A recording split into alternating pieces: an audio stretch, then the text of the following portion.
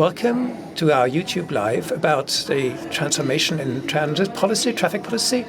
And unusually, I'm not saying welcome you from the studio, but at the Republica conference. And with me in the room, I think normally I would expect about 600 people to fit in here, but I think there's a few more. And I'm going to include their questions as well as yours. As always, I'm receiving your questions on the tablet here. Now, we're trying to deal with the question of mobility in the future. How can we be on the move in a relaxed and climate-friendly way? How are we going to go on holiday? How can we make it actually happen, this transformation in traffic policy? And I hope that in the end, we all be able to take something with us to make sure that it doesn't remain just a dream. That's what I'm going to talk about. I'm going to introduce my guests. I don't have to say much, but I'll do it anyway. With me is Claudia Kempfert. She is the professor at the Leuphana University in Lüneburg. You are the head of the Department of Energy, Transport and the Environment at the German Institute for Economic Research. So you are an economic scientist, but you are also a political consultant. So you deal with the interface between politics and science, and you'll be able to give us good insights. Luisa Neubauer is with me, Germany's best-known climate activist, I think, and one of the speakers of Fridays for Future. And she strives for a climate policy that is in alignment with the Paris climate goals. And, of course, Harald Lesch, astrophysicist, philosopher, science journalist, presenter, and he explains complex situations to us. Thanks for being here. Good that we can talk.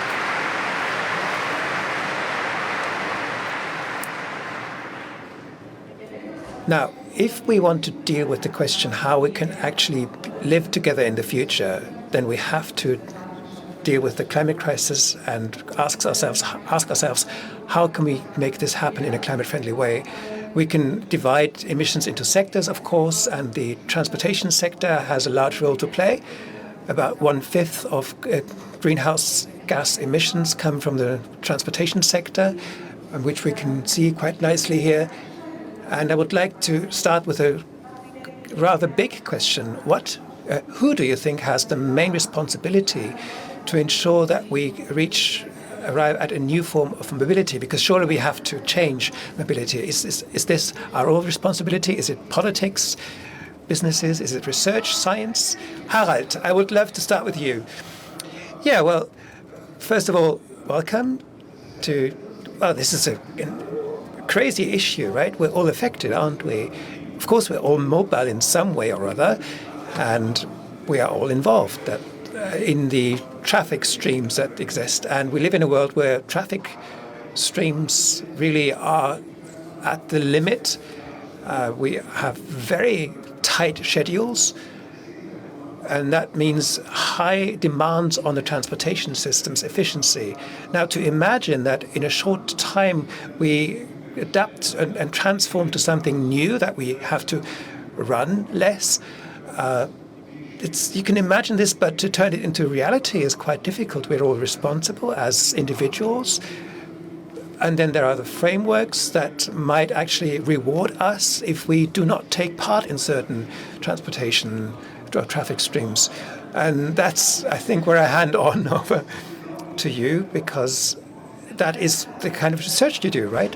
Well, thank you, Harald, and also thank you that I can be here. And the ball that you've placed in my court now, I'd be glad to take that up, because I am also a member of the German Advisory Council on the Environment, and an advisory body to the German government. And like you say, there are various responsible actors, various affected areas. There's politics involved, of course, which is important, where we have a multitude of measures that we could implement. We could abolish certain tax privileges. We could raise CO2 prices. We could make public transportation cheaper. And by the way, being here in this conference location, we can hear the Berlin Underground passing by every now and then. And this, of course, should maybe made cheaper so that more people can change. And this is a social issue, because many people can't easily afford public transport. There is the tax privilege for certain fuels, and that is mostly an advantage for the few that can afford these modes of transportation. And we know that we can prove with numbers that the privilege for job transportation is one for males mostly. It's more for the upper layers of management, for those that could be mobile in other ways, and to equip them with cars for their jobs even increases their CO2 emissions. And everyone is partly responsible, of course. We can all change something. But at the point where moving to public transport gets cheaper, many more people will do that, including the privileged ones. That's the nice thing. So we need a politics that makes this possible. What is your view on this? We've talked about social justice. And how about generational justice? Who do you see as responsible, Luisa?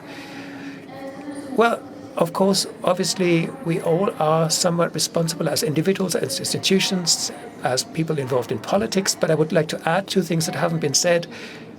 The one thing is the world of media. How is mobility being talked about? Do we always focus on cars? And we can't just talk about cars. It's always about, or we don't do that. When we talk about cars, we talk about freedoms. And this is so overloaded with imageries of what makes me powerful, what makes up a successful male. That's all linked to roads, asphalt, and speed. And we talk about so many feelings and humiliations and longings. And it's no coincidence that those that rise on the career ladder like to reward themselves with a new car. That is part of the transport debate. And we see that quite well represented in the way that this is talked about in the media, where we say, we ask the commuting nurse, how do you reach your work? We don't ask the pupil that cannot drive a car, but the pupil has to be taken somehow. So it's part of some people's independence to have a car. The children don't really occur. Shouldn't they be mobile in the same way? At the same time, I'm thinking about the journalist the way that tabloids write about transit and completely deflect the debate from technical political issues on towards a very emotional way of saying, depicting transport issues. And next to all these, we have to talk about the end of certain dreams, perhaps. How has the car industry managed to maneuver us into a kind of present where each car has more rights and is given more space than a child? And it isn't about the small collections of facts and thoughts how we can place a certain number of cars on the street. No, it's about millions of advertising money, these images of beautiful Italy, sunset, and you're in the car. You never see, at the moment the camera is turned away, that an animal is scared away, that children are dying of asthma, that there is no parking space. But these images stick in the mind.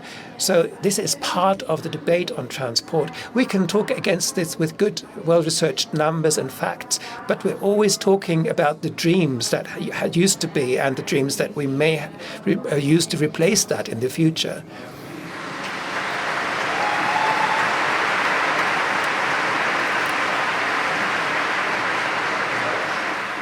But, well, that sounds like an enormous amount of psychology. And if we look at the changes that are possible in society in a reasonable amount of time, then those that are somehow dreaming, or you talked about dreams and imageries that are turned into values, doing all that surely takes about one generation, perhaps, to make all that change. Now, in view of the data, surely, and the experiences that media, of course, is communicating, when we talk about the way that our planet is being unheaved, we have to ask, can we afford this amount of time, this kind of affectionate speaking, please now, why don't you just buy an electric car? Buy a car with a battery. Just go on and do it. Well, I don't think it's an either or. I'm rigorously for introducing speed limits, for abolishing various... Well, yeah, but a speed limit, everyone at the steering wheel could, of course, adhere to their own speed limit, right? The amount of CO2 that we could save, even without any regulation, we could just do it. What we need in measures. That doesn't give me such a great applause. Well, speed limits would be a very egalitarian or equalizing measure, because if there isn't one, then you're always driven to add a little bit on your individual speeds to gain a few minutes, and then we spend those minutes doodling on the mobile phone. But we need so many structural changes, as we've just sketched, we would be well advised to also think about the negotiation of something that goes so much deeper. And I wouldn't be so pessimistic. I think this readiness for change isn't just a generational issue. I'm thinking about the 1st of January and the way that everyone is making their New Year's resolutions. It's not that we couldn't do it. To rigorously look at our lives and say, this is what I don't like, this is what I would like to change. We know this kind of mindset. Those that want to take part in competitions, perhaps, and well, in all walks of life, we see people that are educated or not. They have a certain passion and a certain affection. But when it comes to politics, to come into an agreement, well, I think there's a certain propaganda story here that shouldn't be taken over lightly. Do we have questions from the audience? Yeah, where's Jana? Right. Hi, I'm Petra. I have a question for Ms. Kämpfer. I worked in Zurich recently. The older generation knows that in the 80s there was they basically extended the public transport a fair bit back then, and I'm absolutely in awe of how well that works. And you are someone who advises the German politicians, or at least a section of them. And the question is, why does that not happen for us? And it's a very good point. Zurich is great as an example. I'm very happy about that comparison because it's a stark contrast to here. In Zurich, a lot of things have changed recently. Both Luisa and Harald have said that you have to make a decision to ban the car traffic basically from the center of the city, and that's how they started in Zurich. They decided for a human-centric mobility and not so much car-centric mobility. And in Germany, we have politics of a car-centered mobility. The car is front and center whenever we think about mobility, and it starts from the ordinances governing the way the traffic works. For example, one of the things we have is that you may not interrupt traffic, you may not block traffic. And I work in Berlin, in the center. There is the politicians have selected one single street where there won't be any car traffic, and we will give back this public space to, for example, bikes. Cafes opened up. Kids played in the street.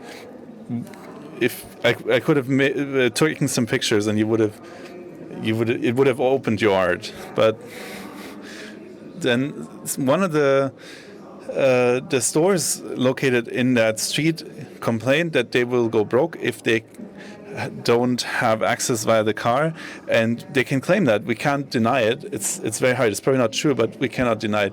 And then they found out that if the minister in charge of the traffic is not able to change it, and then you end up in the situation where we are. And even though Berlin is one of the cities where we have a great system of public transport, I mean, go to some other place okay, if you come from Zurich, then you're probably just gonna faint. But there is a certain amount of progress reflected in the fact that we have the system, but there's still so much to go. Look at Copenhagen, look at Paris. Of course it works. The people living there aren't against it. Both Luisa and Harald said it. As soon as you try it out, you can overcome this kind of resistance. You need to start and say, we try it out and see what happens. And in all of the experiments they did all over Europe, we can prove that it won't be rolled back. The only exception being the Friedrichstraße in Berlin. So we're a little special in that regard, but not in a positive way. All the examples, Spain, as soon as people realize how great it is to have human-centered mobility in the streets, they see how great it is. And I mean, there is something to be said for car-centered mobility, but only for a very select group of people and not the public as a whole. And we do need a different way of doing politics that sets the cornerstones that we need in order to make this happen. And I mean, this is a surprise. Zurich is very focused on banking, very finance-centric, and then suddenly they have a very different way of doing it, even though they're very conservative and set in that ways. And you can see in the capitals of Europe, you can tell it is possible to make a difference and to have change. But just because of some very formalistic approach to the law, that it's possible for them to block this kind of change.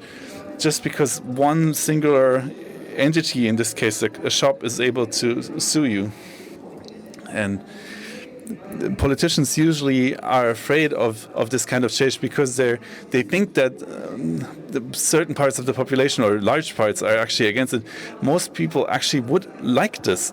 We have surveys that show that the majority of the populace is in favor of change, but they usually think they have to pay favors to the car industry. And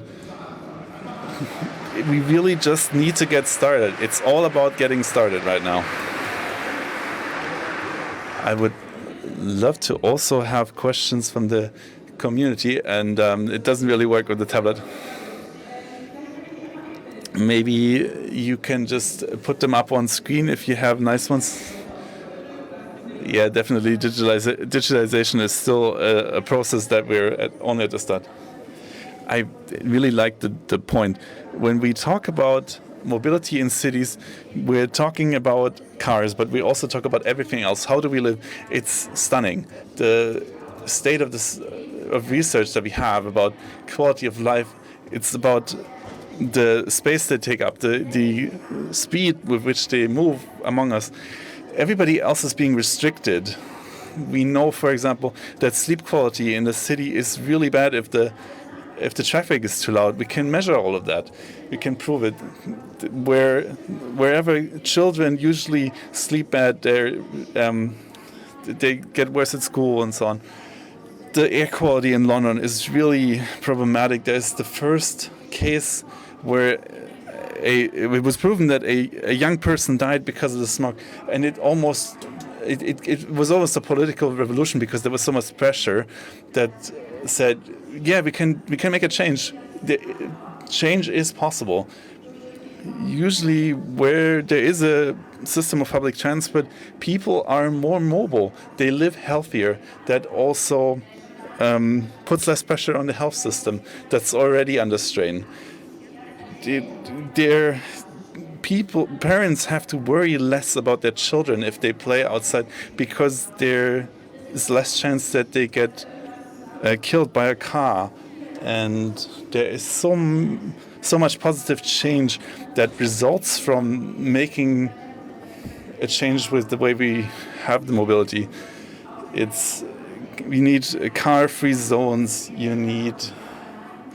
It's usually just seen under the label of cars, yes or no, but that is a very myopic view, and people often say it's too expensive, we don't have the money for that, we can't afford it.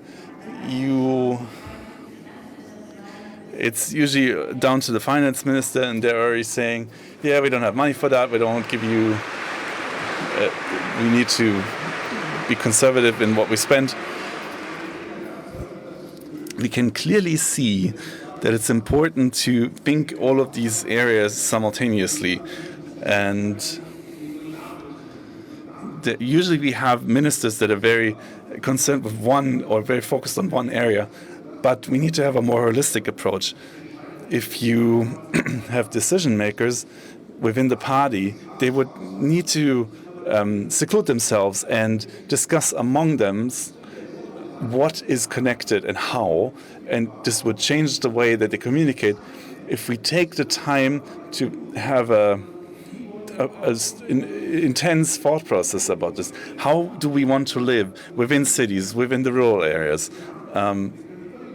We can talk about this again and again and again, but we usually have these very small areas of focus that we think about, and people don't see the big picture. And then often you have a lot of resistance that happens because of the actors that work against it. And it's up to how we spend our time on this and energy and focus. So we spend so much time being very quick in the way we move and then waste the time in the end with like just playing. But that would also be a question that we can pose at the Republica. Who are we? How do we want to live? How do we want to move about? What do we want to do the next years? So after the corona pandemic, we saw a lot more numbers that an increasing share of the population can work from home, and this gave a decelerating effect onto their lives. They were less stressed. We can see this in all of the bigger cities. More and more people try to work from home. They try to optimize their work in a way that they have less commute. And home office is a large part of that. But it has indirect effects on the traffic. And this also allows you to draw conclusions that it's not as necessary to have cars, that you don't need to sell as many cars to companies. It's not necessary anymore. The less people need to move to get to their work. The more you work from home, the less acceleration you have, the more decelerated your life can be. We saw a comment. It's unfortunately already gone again. Can we have that once more, please, in order to allow the community to take part in this? Oh, it has a heart. Thank you. Thanks for your content. Who is responsible for which part of the mobility infrastructure? It seems like they just push the responsibility from one to the other, and no one feels really responsible. There is a plan that says which street is built where, also subways, and it's still decided without, and I want to be very clear about that. No one ever thinks about the climate impact of any of these pieces of the infrastructure. There is no connection with the sustainability and the impact on the environment, and I think that is a scandal, really, and it needs to change. That is the one thing, and it's then so hard at the city, at the communal level, if their motorway is planned to pass through, they may want to find tickets, but the decisions are made at the federal level. So this plan that for the infrastructure that is made at the federal level, that includes data that, might be 12 years old or something, because mobility has changed so much. That kind of is relates to the question who is responsible. Now, we've talked about the highway code as well, but to have the climate component included in this infrastructure plan, this is what we're fighting for, have been for such a long time. We're in 2024, and we're still talking about the need to have sustainability included in that infrastructure plan.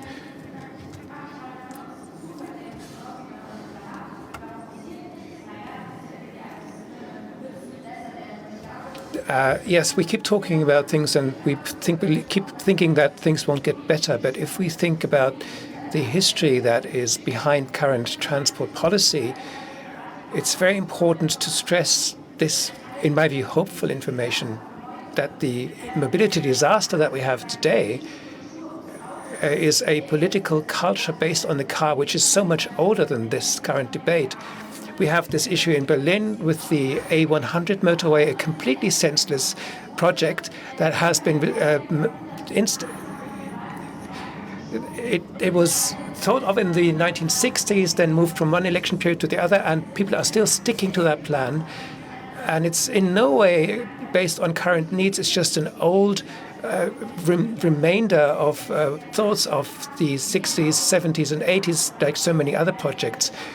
The thinking was more cars means more economic growth, more jobs, and let's all go to Italy. These are all the concepts that the democratic parties agreed on at the time. To overcome this and to actually say we need a new paradigm and to liberate ourselves from this thinking and say this is bigger than just a single transport planning measure. That is so important because we're not just talking rationally about decisions A or B. We are talking about a deeply seated ideology. If you understand this, you can start working against it. And to come back to this question, what we also see is this positive spillover effect at the local level, at the city level, because there are decisions that can be made locally. The city of Münster is a good example that is building a cycling motorway, as they call it. My home city of Hamburg has a competition every year between institutions where everyone can register and then collect cycling kilometers and see who comes out on top. That can actually contribute, after decades of things getting worse, for a change to the better. Because we can see, hang on, we have all these options. Why do we still stick to these old debates and don't start doing? So it is possible, but it needs people everywhere to work for these changes. I hear you, and yes, of course, there are all these structures, and still, it happens in a car country such as Germany that hundreds and hundreds of motorway bridges have decayed to such an extent that they cannot be used anymore. You would be thinking, if I had a real plan made by these car freaks that have put these billions of money into road infrastructure, well, that can't be the case because even then we failed. Even then, well, you haven't included the finance minister in your thinking. Well, because it's not logical. It is ideological. That's a difference. Yeah, people want to be able to drive quickly, and you would assume that everything would be done. Well, in theory, yes, that motorways would be well maintained, but well, I have to ask myself, who was transport minister in the last few years or decades, and I wasn't able to think of them. Haven't they actually stuck to my mind? Well, some of them are still being made responsible. Well, we have to think about this a bit more, I'm sure. I'm now going to add a few more names from the community and or thoughts from the community, and I'll ask you for short answers. But the community wants to talk. Yes, now we have them. How are we going to get it done if the economy is always getting in the way? That's what the oil lobby says, right? Okay, we should answer, though.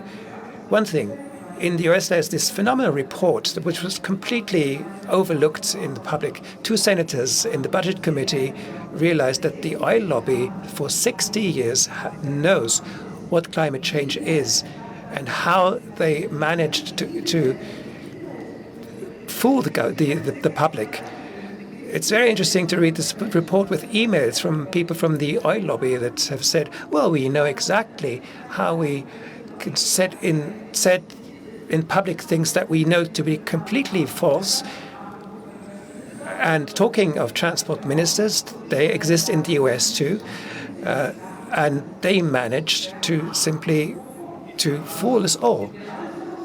They knew it all. And that is amazing to read, right? And this is now public, but in Germany it has hardly been talked about. This regarding the question, how does the oil lobby manage to do this? Well, actually there was a report on a program called Frontal the public broadcaster ZDF's channel about the machinery of the oil lobby. And yeah, there were other programs just about this question. Do we have another comment or question? Maybe also in the audience here. We have cars parked everywhere.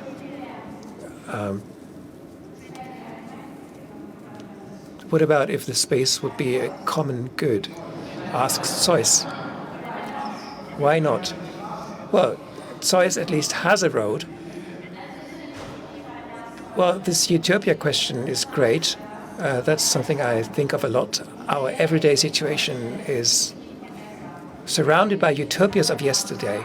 Sounds strange, but it's true. It used to be a radical utopia that I, as a young woman, can sit here and say what I think. It used to be unthinkable, and that I can have a vote in 10 days from now. That I can marry whoever I want. That we have a right to climate protection, that we have a weekend, that we have trade unions, that we have state pensions, to have a peaceful European Union, and maybe, hopefully soon, a peaceful Europe. So utopias that were unthinkable for such a long time, but people didn't allow themselves to be stopped by this unthinkable and fought for them. So we accept realities as they are today, but we don't stop to think, who are we? And let's make it a little more just, a little more safe. If we are told that this is impossible, it would be in direct contradiction to everything that we see in everyday life. And I would say a bit inconsiderate, too, regarding future generations who rely on us to make their utopias possible and fight for them. And to move in a direction that we know is possible, and we have to make them possible. So someone who lives in a road that was moved or handed over to cycling traffic, here is an example. And now we have another question is about traffic streams, but at Republica, it's data streams that are talked about a lot, and we know from data streams that the environmental consequences are significant, but the trend goes in the wrong way. Environmental effects keep increasing.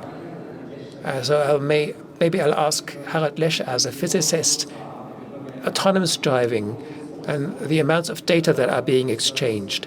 Is that a good thing? Does that give us progress, or maybe not? A short answer. 2 sentences, perhaps. Yeah, of course. Right. Well, of course, every new kind of technology with the energy mix that we have will lead to us consuming more of what we shouldn't be consuming. So it's always a problem. Unless we move into renewables so much more, then all these new technologies is something that we should be silent about, an embarrassment, because they all use up so much more, and climate change is so much more driven forward. And that is globally true, and there's so little we can do until we change our energy mix. And I've asked myself what kind of advantages there could be in autonomous driving. I don't know. In Germany, to put it in a positive way, there is a way of autonomous driving which is called railways. But it exists. And I do believe that in the long term it would be so much better if we had collective autonomous driving than individual transportation.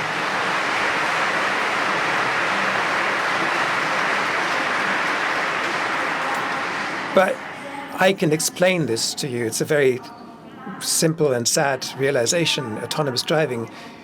The car used to be not just a mode of transportation, but also what you used to go to cinema, to be alone, to have a deep conversation. So the car has always been a place that was more than just a mode of transport, especially for young people. And now in the US, many car makers have realized that young people aren't so much interested in driving cars anymore. They don't get driving licenses as much as they used to. And one reason is that you cannot be on your smartphone as you're driving. So at this point, autonomous driving gets very important because I can sit in there and be on my smartphone at the same time. And that I found shocking and tricky, but that is one of the findings. And we in Germany, in the best case, are kind of away from the wave, and maybe we can ask the questions, and of course we can use our smartphones in the train as well. So, I don't know. I was thinking that you would now jump up and say, I have to go to work on my car, but I would like to add, maybe we can agree on this, for those that take the car on their way to work, just like my parents used to do, for them it's the best news of all that all those that could change do change, because you're not stuck in traffic, you are the traffic. And if many people have the ability to switch because they can stay at home, because they're connected, maybe they can afford to, maybe they can be mobile in other ways, then that means that all those that really do need their cars will not be stuck so much in a traffic jam.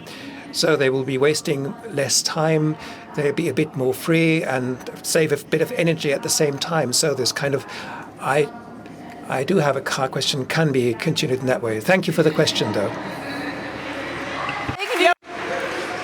I mean, that is the problem. That's the elephant in the room, really. So there's another question from the chat. Maybe, maybe not. Are there also answers on the net? You say too many smart things.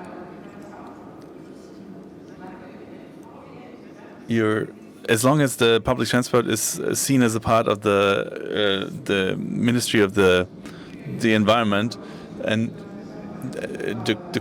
is that really the case? I think that's more of a rhetorical question, but indeed the public transport is crucial, or its extension is essential for achieving success in the climate crisis, especially for the socially less fortunate parts of the society, because people who can't afford all of that, like cars, autonomous driving, nice e-cars, they also want to be mobile, but they can't really afford it.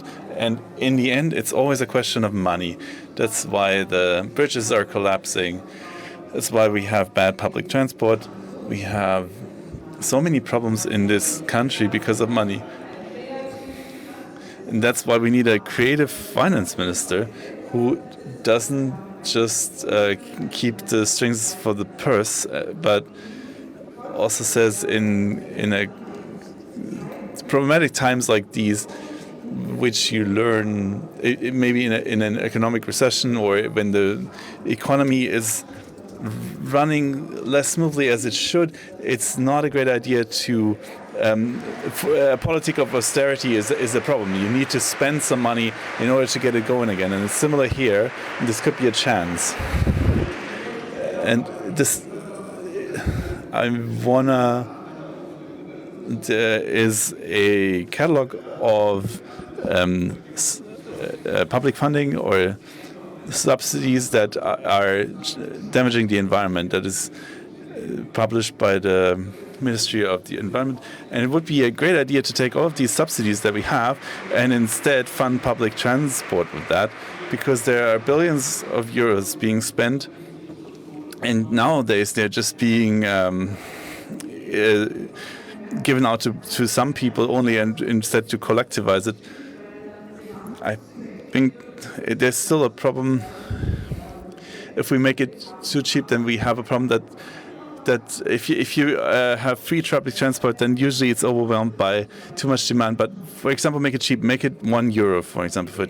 But if you, for example, remove the subsidies for cars that are used in business, that would make sense to fund the public transport for everyone. For example, say €1 a day. Is someone from the finance ministry here? Please take that home with you. Think about it. With Fridays for Future, we had a large ad campaign together with Verdi and a few others. We need a radical extension of the public transport, and we need to change the way the people that work there work. It was awesome to see the energy that came about when you just sit at a round table and see what you can do. There was someone from Leipzig. He was definitely very different. He's a driver. He's definitely not very concerned with climate change. But over years, we tried to think about what connects us, what is important to all of us. For example, you can't just drive non-stop. People need to take a break, the drivers. So you need to think both of these things simultaneously. You need to see the working condition of the laborer in the public transport, not just that you need to extend it. And you have to take into consideration that there are 2 million people in Europe that just work in public transport alone. So this is a big chance to improve the lives of so many. And we realize that so many of these who have a lot of prejudices against us as the climate activists, they basically said, you're not interested in us, you're an adversary. We sort of managed to find a connection and to have an eye-to-eye discussion. I have never been closer to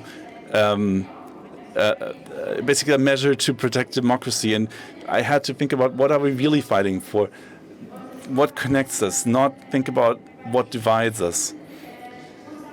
So we had more and more we had the situation that bus drivers came up to us into our tents and told us it's amazing to see that you have us in mind, that you make a change and you think of us. So this is a chance. The way we talk about mobility and the way we want to live and work, this is all behind the question that we posed. It's always reduced to car, yes or no, ICEs, yes or no. But behind us, there's a reality for many people, their lives, how they lead it, and it affects democracy as a whole.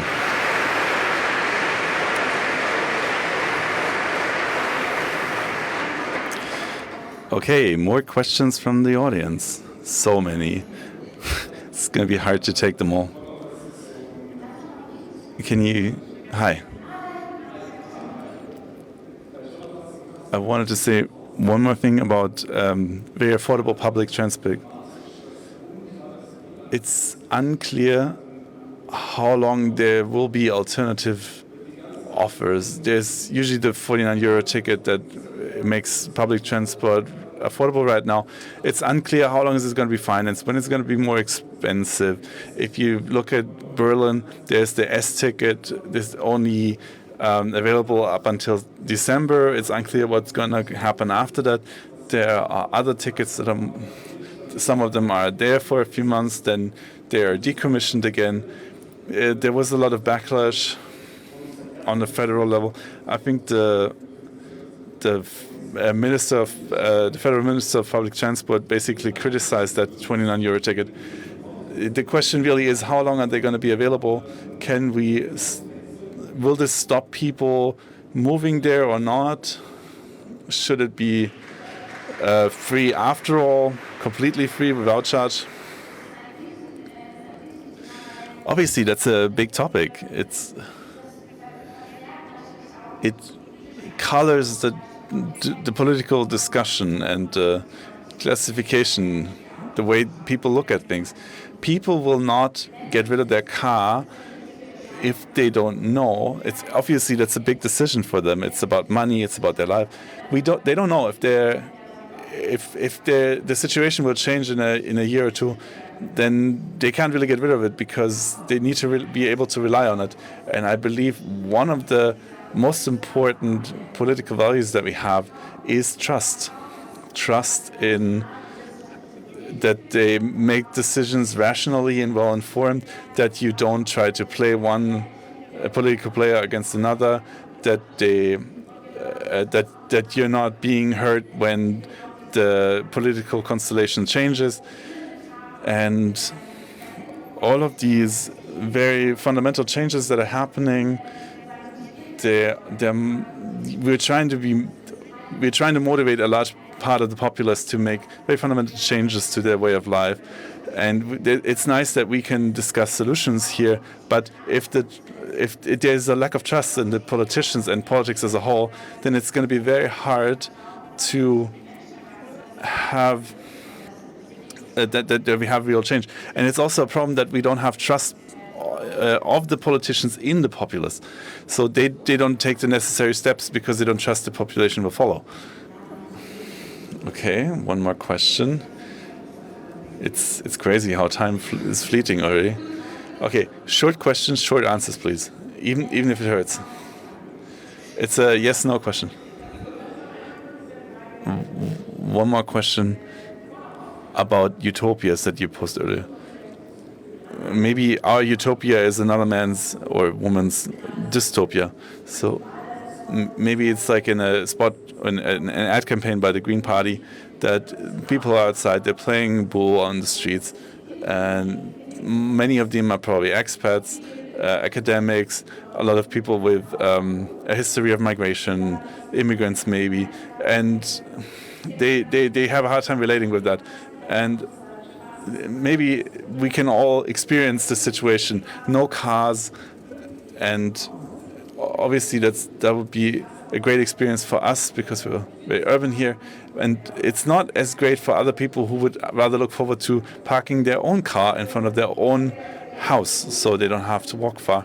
So maybe the question of inclusion and accessibility, is that possible, for example, for disabled people? So it's always a matter of what the alternative is. First of all, it needs to be available to everyone. So it is a social question, really. Traffic and mobility needs to be affordable and accessible to anyone and everyone.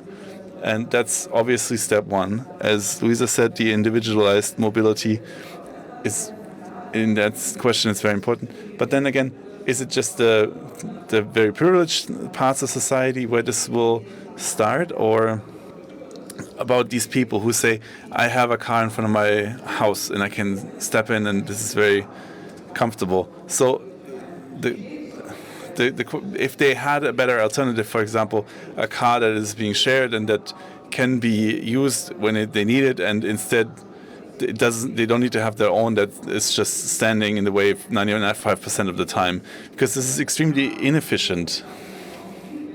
We need a concept of a new mobility that is not just environmentally friendly, but it needs to be comfortable, needs to be available, and it's about everyone. So that's why the question of accessibility and price is so important. So affordable mobility is available to anyone, and that's why it's so crucial that the Ministry of Transport and the politics of transport really take care of this aspect. And this is where we go full circle, because in the end, it always comes down to the financing that needs to be provided, that the politics is behind it, so that we can all share in the advantages.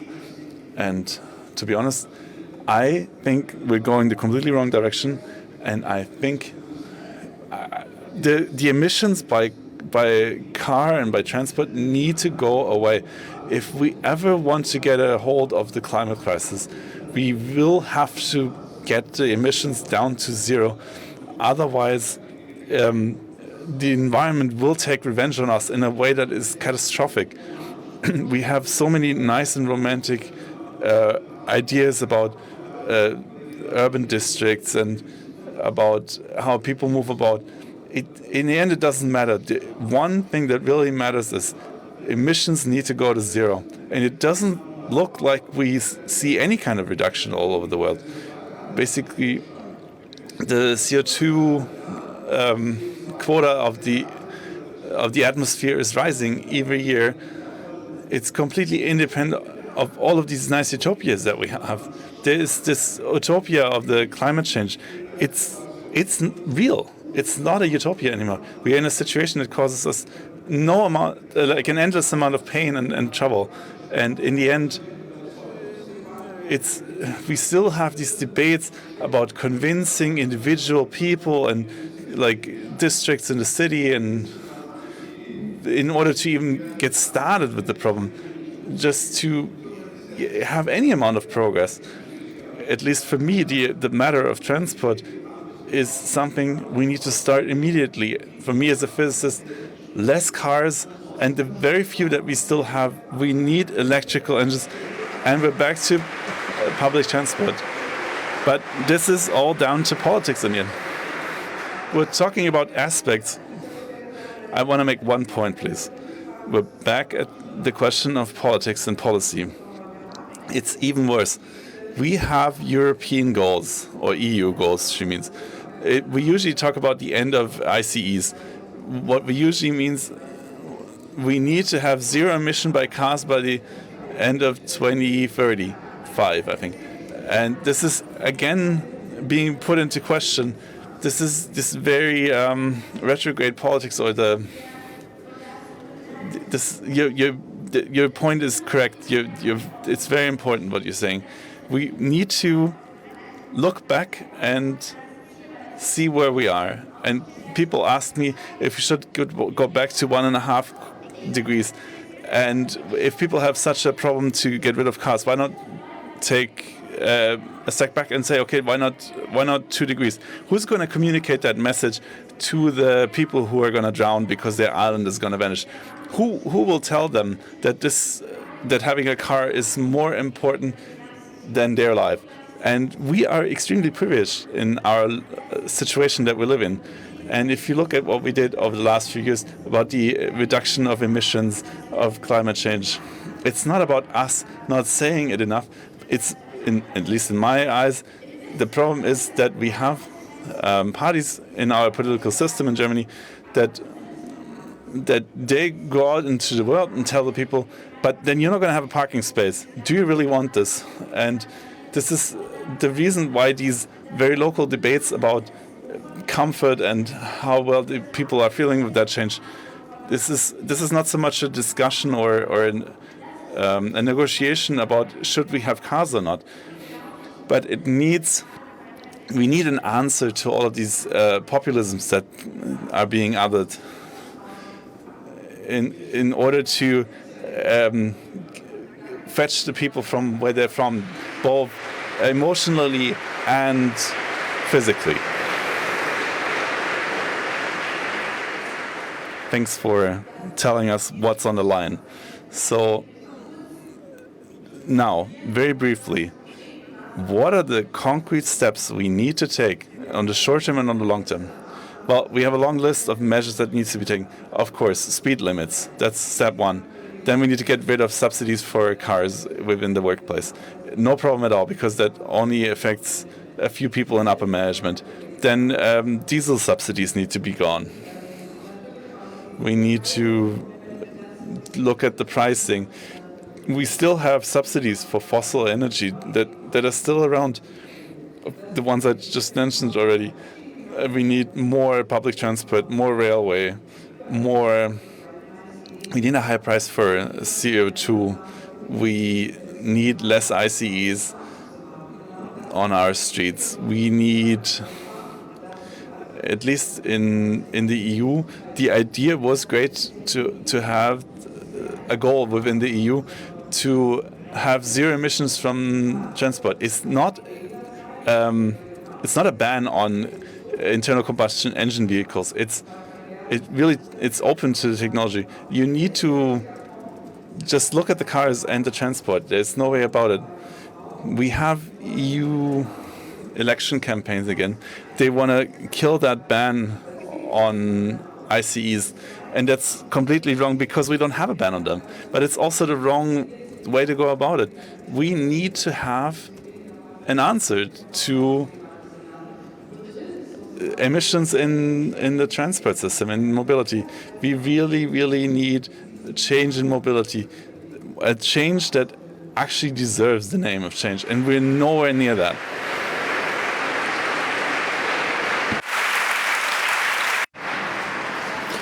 Sadly, we only have 10 minutes left, but another thing we need to do is take to the streets, get loud, make sure that changes happen at the local level, because one of the biggest influences on the environment is ourselves. We need to do something, politics needs to do something, but we are part of a democratic society, and the biggest changes regarding the climate came from where people were loud and fought back in the institutions on the street, and who took this seriously, because this is how the debate started. We're all part of this transport issue every day. The way we we move, the way we get involved in politics or not, the decisions we make. So it's not about taking a bike for 42 kilometers each day. It's about being together in a world that it should be possible to exist. And if we don't take option B, then we will have a climate catastrophe. And yes, going to vote is the key word. That is what we do need to do. And one final question from the chat. We only have 2 minutes left, I think. How can we make politicians not ignore scientific facts anymore and not push their ideologies instead? Harald, surely this is to you, right? Oh, that's such a good question. How can we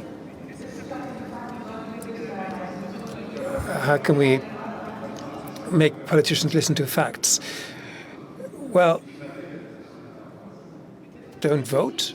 Don't vote for these politicians, right?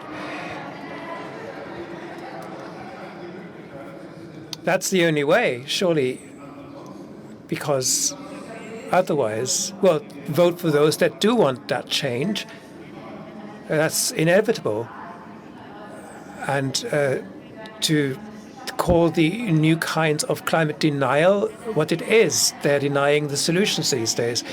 And that is something that is just doing nothing, and the catastrophe will come that way. You don't have to look into politicians' heads.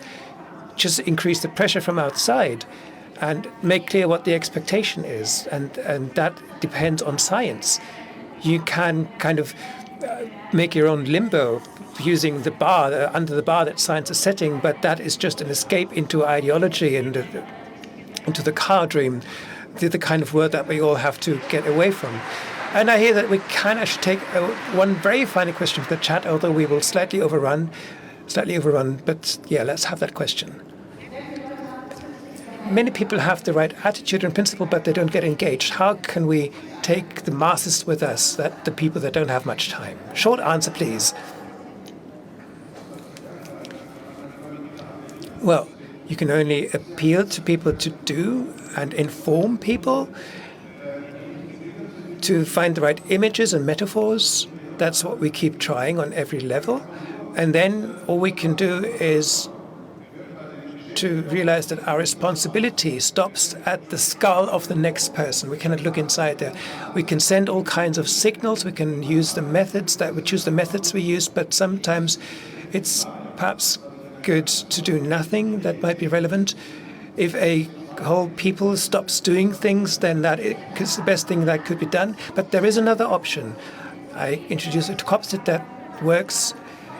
So many people work full-time every day.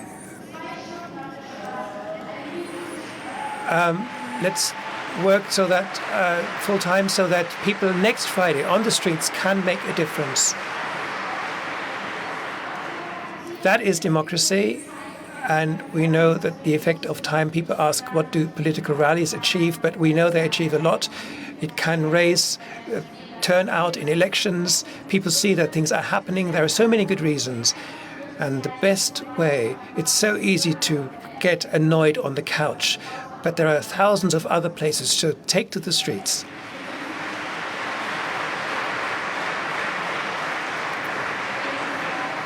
Sadly, we have to come to the end. We've talked about what is what is at stake, but let's talk about what we can win. If you see us in 20 years, where could we be in the best case? Well, yes, Mr. Lesch, where is the positive, right? In principle, it's quite clear. The question is, what happens if we don't do it? What kinds of catastrophes we are experiencing already, locally, globally? And there are so many places where we can experience this directly. It's quite clear that the way we live right now, that we have lived in the last 50 or 60 years, cannot continue. That would mean that we would have so much less damages to health, implications on health. We've heard from these two what advantages there would be. So it's all about why don't we do it? And maybe an event like this, a conversation like this, can lead to people actually starting to act, because the fact that we need to change is clear, and with all the possibilities we have, we don't have much time. We do have to hurry, so we cannot just put on the couch, as you said, lay it down on the couch, but we have to act. Thank you so much. I'm grateful for your thoughts.